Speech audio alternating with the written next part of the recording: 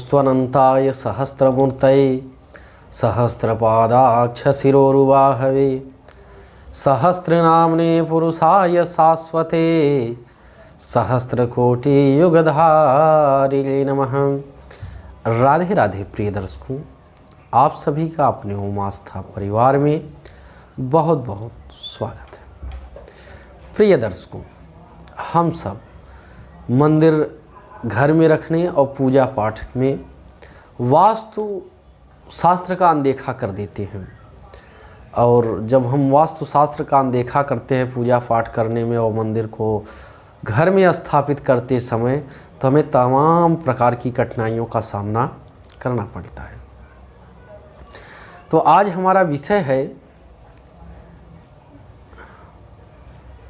हमारा विषय है कि वास्तु शास्त्र के अनुसार हम घर में मंदिर किस दिशा में रखें और किस दिशा में और कैसी परिस्थिति में घर में मंदिर किस जगह नहीं रखना चाहिए।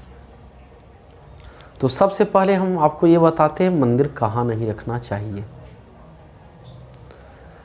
सबसे पहले जैसे हम लोग घर में सीढ़ी वगैरह बनवाते हैं और सीढ़ी के नीचे जगह रहता है, तो अक्सर पहला दिमाग यही आता है, चलो सीढ़ी के नीचे जगह है, इसी जगह के नीचे हम मंदिर बना देते हैं। लेकिन सीढ़ी के नीचे कभी भी मंदिर नहीं बनाना चाहिए।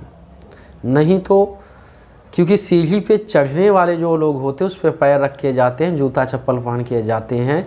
इससे हमारे देवताओं का अपमान होता है, इससे देवता भी नाराज़ हो जाते हैं। हमारे कुंडली में राजयोग भी रहेगा तो हम दरिद्र के दरिद्र रहते हैं। तो इसलिए भूल कर भी सीढ़ी के नीचे मंदिर नहीं बनवाना चाहिए।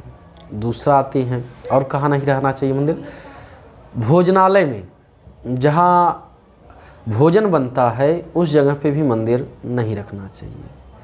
क्योंकि जहाँ भोजन बनता है वहाँ कहीं न कहीं जूठ बर्तन या जूठा भोजन वहाँ पे रहता है, जो हमारे देवताओं को मंदिर के पास नहीं रहना चाहिए। जो एक प्रकार से जूठा भोजन होता है वो देवताओं को प्रिय नहीं होता है और देवताओं से दूरी बना के रखनी चाहिए।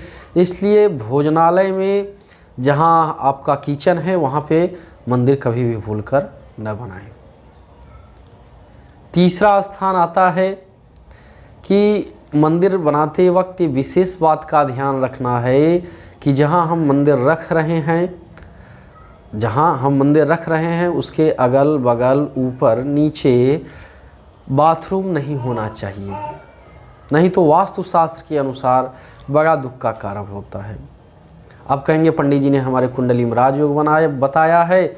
और दूसरी चीज़, अगर आप अपने मंदिर को सही दिशा में नहीं रखते हैं, अगर बाथरूम के अगल बगल रखते हैं, सीढ़ी के नीचे रखते हैं, तो तमाम प्रकार की कठिनाइयों का सामना करना पड़ता है। बेडरूम में भी मंदिर को नहीं रखना चाहिए। संयोगवश अगर आपका घर छोटा है, जगह छोटी है, तो बेडरूम में आप मंदिर रखिए, लेकिन उसमें एक पर्दा लगा के रखिए। जब विश्राम करने का समय हो तो उसमें पर्दा लगा देना चाहिए, अर्थात मंदिर को पर्दे से ढक देना चाहिए। नहीं तो घर में क्लेश बना रहता है, पत्नी और पति के बीच में विवाद होते रहते हैं। प्रिय दर्शकों, बेसमेंट में भी मंदिर नहीं रखना चाहिए। बेसमेंट में भी मंदिर अगर हम लगा देते हैं तो भी हमारी अवनति होने लगती है। उन्नति नहीं होती। आप कितने भी बड़े राजयोग आपकी कुंडली में हो, लेकिन अगर हम बेसमेंट में अगर मंदिर रख देते हैं तो हमें उन्नति की जगह अवनति होने लगती है, अर्थात हम प्रगति नहीं कर पाते हैं और तमाम प्रकार की दिक्कतों का सामना करना पड़ता है। प्रिय दर्शकों, जमीन से सटा के भी घर में मंदिर नहीं रखना चाहिए। कितनी भी हो तो ज़मीन से ऊपर ही मंदिर रहना चाहिए, एकदम ज़मीन से टच मंदिर नहीं रहना चाहिए। और अब आते हैं इस विषय पे कि मंदिर को किस दिशा में रखें जिससे हम सबकी उन्नति प्रगति बनी रहे।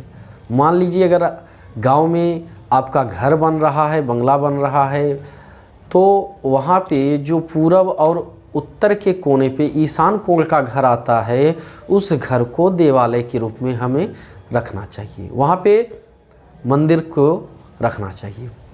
मान लीजिए आप शहर में रहते हैं, आपके पास फ्लैट है, तो आपको पूरब की दीवार में, उत्तर की दीवार में, या जो पूरब और उत्तर का कोना जहाँ मिलता है उसे ईशान कोण कहते हैं। ईशान कोण में पूर्वोत्तर दिशा में उसे मंदिर पे स्थापित करना चाहिए।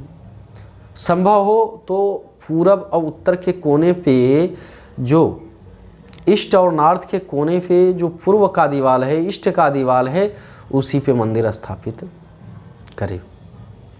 प्रिय दर्शकों, जहाँ हमारा मंदिर है भगवान का, वहाँ समुचित सफाई की व्यवस्था रखनी चाहिए। वहाँ झाले वगैरह नहीं रखने चाहिए, नहीं तो वहाँ दरिद्रता का निवास हो जाता है। तो प्रिय दर्शकों, अगर हमारा वीडियो आपको अच्छा लगा हो तो सदस्यता का बटन दबाकर इस परिवार का सदस्य बन जाएं, जिससे किस प्रकार की वीडियो आपको प्राप्त होती रहे। धन्यवाद। राधे राधे।